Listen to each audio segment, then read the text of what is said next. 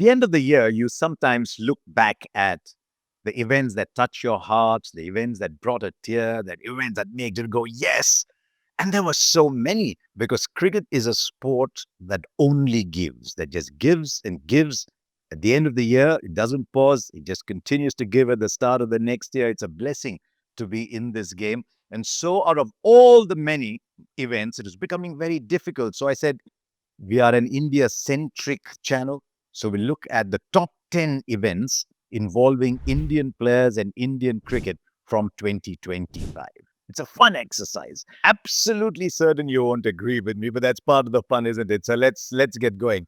What was number 10 on my list? We'll build up from 10 to 1. Part of the reason also is that I hope you'll stay with me till the end of this blog to see what was number 1. So here's number 10. Morning of the 5th of January in Sydney, India are 145 ahead in a very low-scoring game, 6 wickets in hand.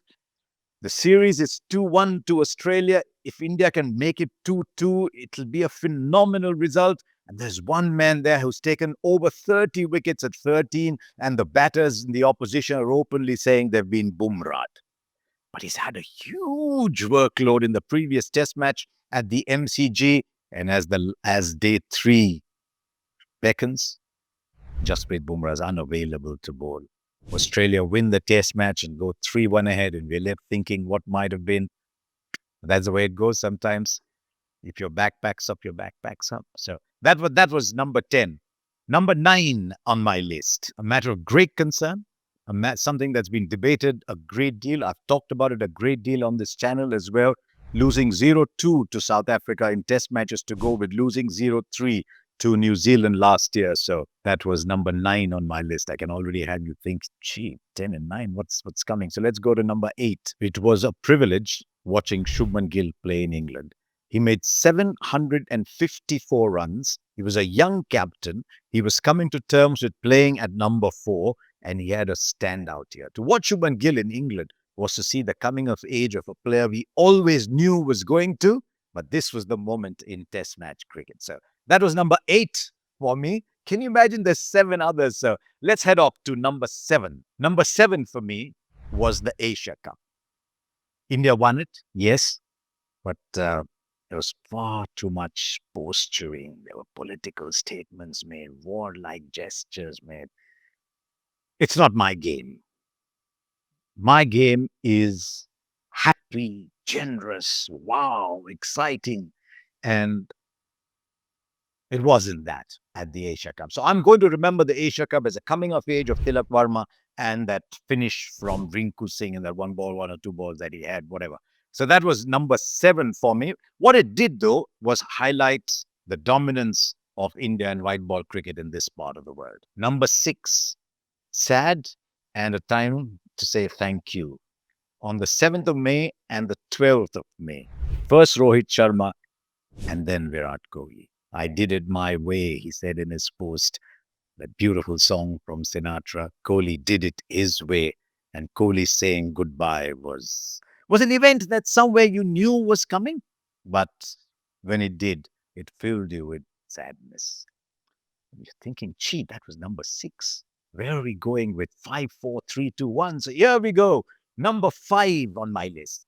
Virat Kohli still there.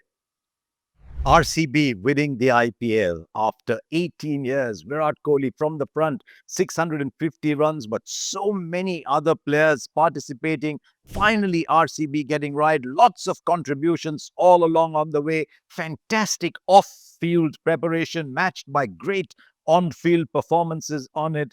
And I know that RCB fans tend to polarize emotions, but I think this was a moment for everybody to come together and say, well played, RCB.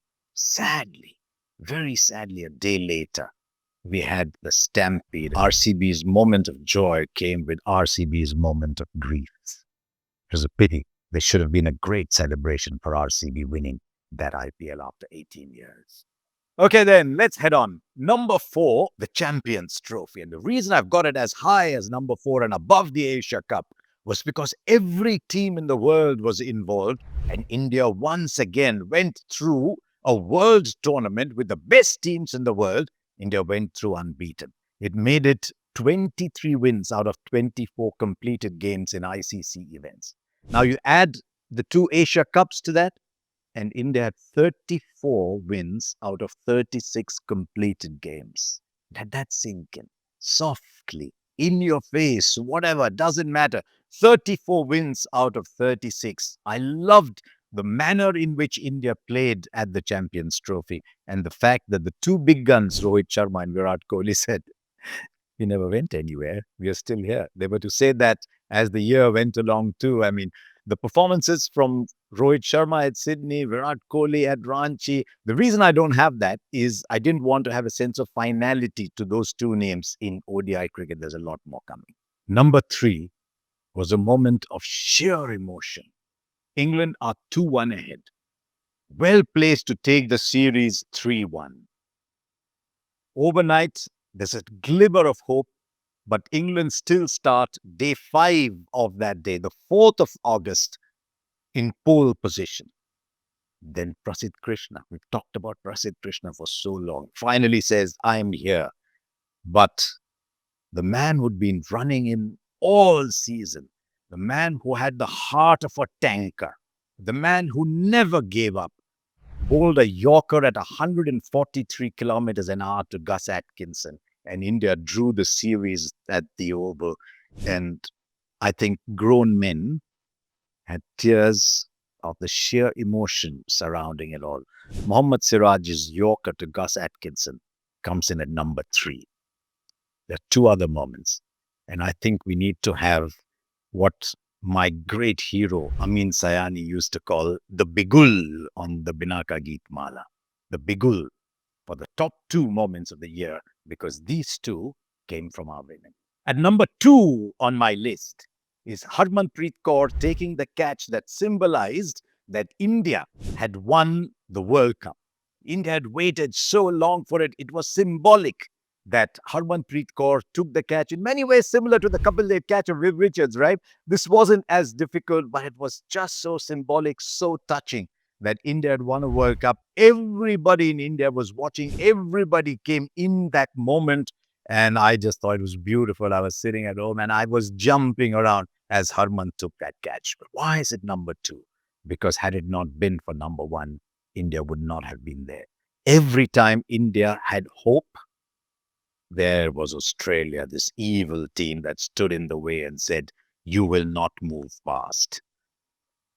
They put up a huge score in that semi-final. India's hopes were draining, rising and draining, rising and draining.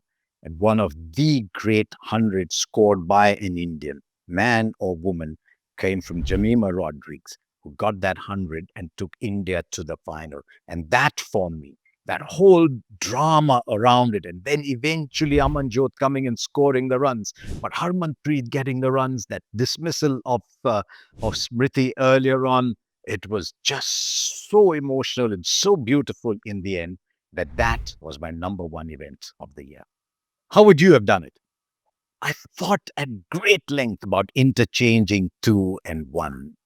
I just thought the sheer drama of beating Australia in that semi-final, so reminiscent of Harmanpreet's 171 in 2017. That was my choice. You could do 2 things from here. You could make your own list of 10, or you could say, okay, here's my 10. What is the order I would have it in? And you'll see how personal choices, the way you look at the game, all that come into it. Thank you. Have a great year. So thank you for watching and do subscribe to this channel.